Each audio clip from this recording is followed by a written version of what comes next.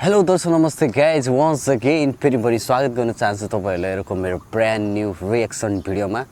आज फाइनली एकदमै वेट गरिरहेको हाम्रो बलिदान मुभीको चाहिँ टिजर आइसकेको छ हैन। कतिपयले मान्छेहरूले हेरिसक्नु भयो होला, कतिपयले हेर्नु भएको छैन होला। अनि हेर्नु भएको छैन भने सँगै बसेर हेर्दिम, अनि हेर्नु भएको छ भने पनि यसो हेरेर साथ दिन होला भन्न चाहन्छु। अनि वेलकम ब्याक भन्दै भिडियोलाई चाहिँ सिधै सुरु गरौँ है त। ओके रेडी है। Entertaining the nation. देशको चिन्ता माटोले खोज्दैछ जसलाई। विराज भट्टको स्वर जस्तो लाग्यो कि विराज भट्टको सेम टु सेम सुन्ने रहेछ कि समीर भट्टको हो, मलाई त त्यस्तै लाग्यो कि। तर स्वरमा एकदम उ छ के, दम छ कि एकदम है। जन्माइन आमाले उसलाई, कडा कडा कडा रगत उम्लियो जसको आमाको पीर। ठिक छ है, ठिक छ बवाल छ बवाल।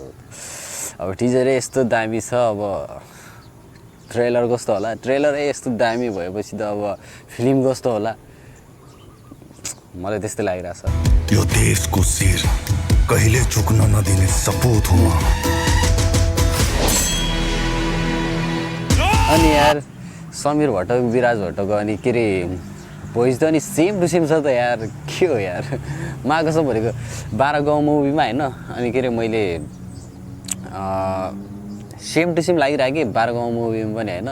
हेर्न त मैले फिल्म चाहिँ हेरेको छैन है, किनभने म मलेसियामा छु। अब रिएक्सन भिडियो अब के अरे टिजर हेऱ्यो अनि ट्रेलर हेऱ्यो बस्यो, त्यही हो। फिल्म हेर्न पाएको छैन। अनि के अरे फिल्म हेर्न त पाउँथ्यो होला, अब के गर्नु, नेपालमा परेन है, त्यही हो। अब युट्युबमा आइसकेपछि हेरौँला।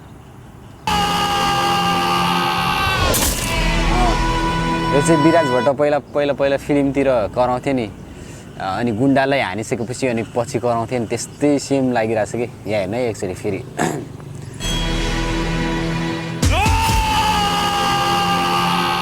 यो के बलिदान एकदम बवाल छ जस्तो लाग्यो यार। ट्रेलर टिजर यस्तो दामी छ, अनि यार मलाई माघ कसम यार बवालै लाग्यो।